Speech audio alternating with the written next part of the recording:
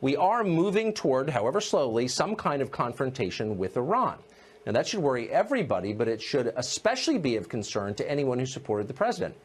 If President Trump decides to go to war with Iran, it will destroy his presidency, just as the Iraq War destroyed the presidency of his Republican predecessor, George W. Bush. Attacking Iran is not like intervening in Libya or Syria, or even like invading Iraq. It entails far greater risk and much higher costs. Geographically, Iran is about 4 times the size of Iraq. It has 3 times as many people as Iraq had when we invaded. Iraq was a divided country along religious lines. Iran is not. It's cohesive. It's a much richer country, too, with a military that has spent many years preparing for a U.S. invasion. It's a formidable force. In 2002, the U.S. military carried out a war game that was widely understood to be a simulation of an invasion of Iran. It went badly. America suffered more than 20,000 casualties in a single day, and officials halted the game. So the question is not, could America beat Iran? Yes, it could. The question is it ready to try? Well, less ready than ever, actually. Compared to 2003, our country is deeper in debt and far more politically divided than it's been since the Civil War. Our military is overstretched, ask anyone in it. Meanwhile, China is much stronger than it was 15 years ago. You can bet the Chinese military will be more assertive than ever when we're tied down in yet another quagmire. Does anyone outside of Washington actually support a new war in Iran?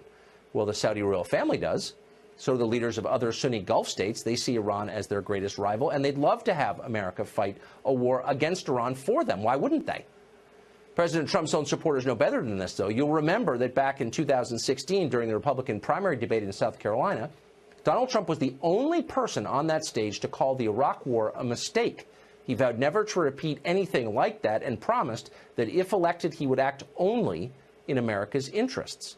Now, the morons handicapping the debate on television predicted Trump would lose. It was over. Saying that had sealed his fate.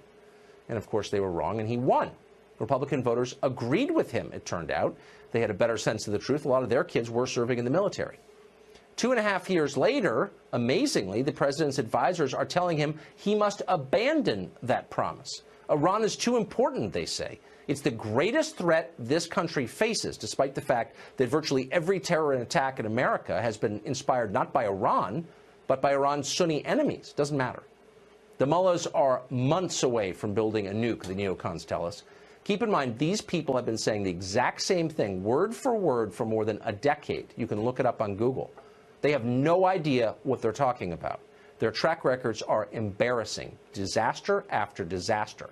They ought to be selling timeshares in Maui or doing something useful. What's going on? Douglas McGregor is a retired Army colonel, author of the book Margin of Victory, a frequent guest on the show, and he joins us tonight. Colonel McGregor, thank you very much for coming on.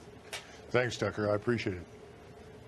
But I think it's important to say something about the president's comment, because the president's right. If you look at the Iranian defense establishment, we spend more money on one Ford-class aircraft carrier than Iran spends on its entire military establishment. So if there were a war, it would be a very one-sided affair.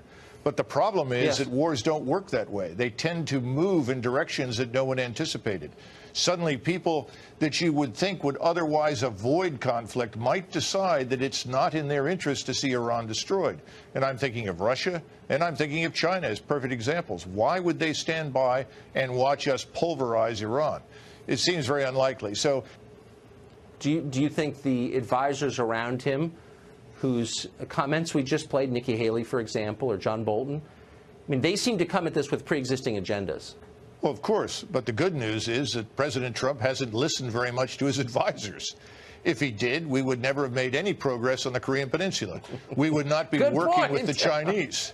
We would never have met with Vladimir Putin. So God bless the president. He doesn't listen to these people. So I'm not too worried about that. The thing that does worry me, though, given some of the comments that have been made, is this red meat on the table for the war lobby.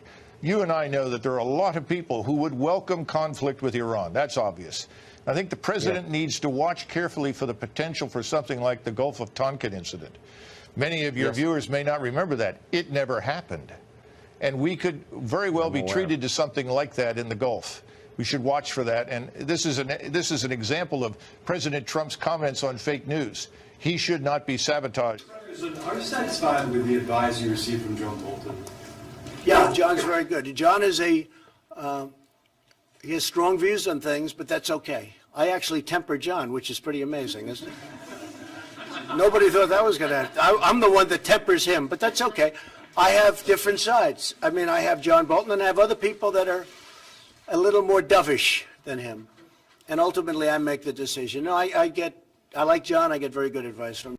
Send an aircraft carrier to the region. Well, they were threatening, and we have information. We have information that you don't want to know about. They were very threatening, and we just want to have. We have to have great security for this country and for a lot of other places. Is there a risk of military confrontation, sir? I guess you could say that always, right? Isn't it? I mean, you know, always. I don't want to say no, but hopefully that won't happen. We have one of the most powerful ships in the world that's loaded up, and we don't want to have to do anything. What I'd like to see with Iran, I'd like to see them call me. You know, John Kerry speaks to them a lot.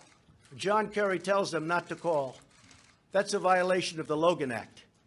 And frankly, he should be prosecuted on that. But my people don't want to do anything that's... Only the Democrats do that kind of stuff, you know? If it were the opposite way, they'd prosecute him under the Logan Act. But John Kerry violated the Logan Act. He's talking to Iran and has many meetings and many phone calls, and he's telling them what to do. That is a total violation of the Logan Act. Because what they should be doing is... Their economy is a mess ever since I took away the Iran deal. They have inflation that's the highest number I've ever heard. They're having riots every weekend and during the week even. And what they should be doing is calling me up, sitting down, we can make a deal, a fair deal. We just don't want them to have nuclear weapons, not too much to ask. And we would help put them back into great shape. They're in bad shape right now. I look forward to the day where we can actually help Iran. We're not looking to hurt Iran. I want them to be strong and great and have a great economy. But they're listening to John Kerry, who's violated a very important element of what he's supposed to be doing. He violated the Logan Act, plain and simple. He shouldn't be doing that. But they should call, and if they do, we're open to talk to them. We have no secrets. And they can be very, very strong financially. They have great potential, very much like North Korea. North Korea has tremendous potential economically. And I don't think he's going to blow that. I don't think so. Well, look, Foreign Minister Zarif is very good at talking. This is essentially his stock and trade. And so Foreign Minister Zarif is a man without much power. The real Foreign Minister of Iran is Qasem Soleimani, the general of the Iran Revolutionary Guard Corps. And so Zarif presents a very seductive storefront of this administration, and he causes people like Barbara to ask questions like she does.